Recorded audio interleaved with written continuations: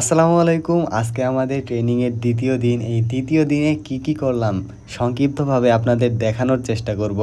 সকাল সকাল রেডি হয়ে ক্লাসের দিকে যাচ্ছিলাম, কারণ আজকে আমি খুবই এক্সাইটেড। প্রতিটা দিনই একজন করে স্পেশাল ব্যক্তি থাকে এক শিফটের ক্লাস নেওয়ার জন্য। আজকে শেরেবাংলা কৃষি বিশ্ববিদ্যালয়ের প্রফেসর আবু নোমান ফারুক আহমেদ স্যার আসবেন। প্রতিটা ট্রেনিংয়েই ব্যবহারিক এবং তাত্ত্বিক দুই বিষয়েই সমানভাবে গুরুত্ব দিয়ে থাকে। প্রথম শিফটের ক্লাসে আমরা যাব মাশরুম উন্নয়ন ইনস্টিটিউট, সাভার, ঢাকায়।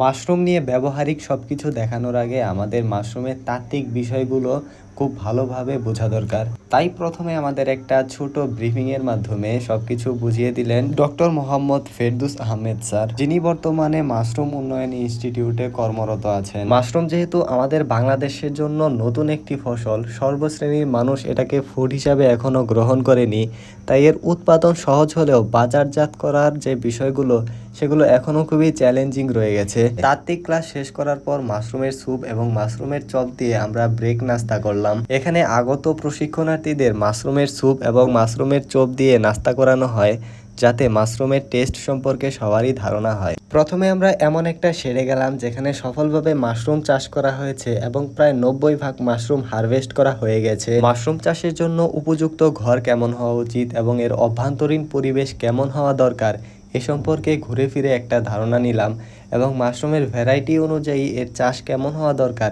সেই সম্পর্কেও বিস্তারিত একটা ধারণা হলো। মাশরুম চাষ যেহেতু শতভাগ আধুনিক একটা কাজ, তাই এখানে অনেক ধরনের মেশিনারিজ ব্যবহার করা হয়। এখানে থাকা মেশিনারিজগুলো কিভাবে কাজ করে এবং এগুলোর ভূমিকা কি সেই সম্পর্কেও আমাদের বিস্তারিত ধারণা দেওয়া হয়। এবং এই ইনস্টিটিউটের মেন গেটের পাশে মাশরুম বিক্রয় কেন্দ্র রয়েছে, যেখানে কাঁচা মাশরুম বিক্রি করা হয় এবং মাশরুম দ্বারা উৎপাদিত অনেক ধরনের পণ্য এখানে পাওয়া যায়। এভাবে আমাদের প্রথম শিফটের ক্লাস দুপুর পর্যন্ত আমরা মাশরুম উন্নয়ন ইনস্টিটিউটে কাটাই।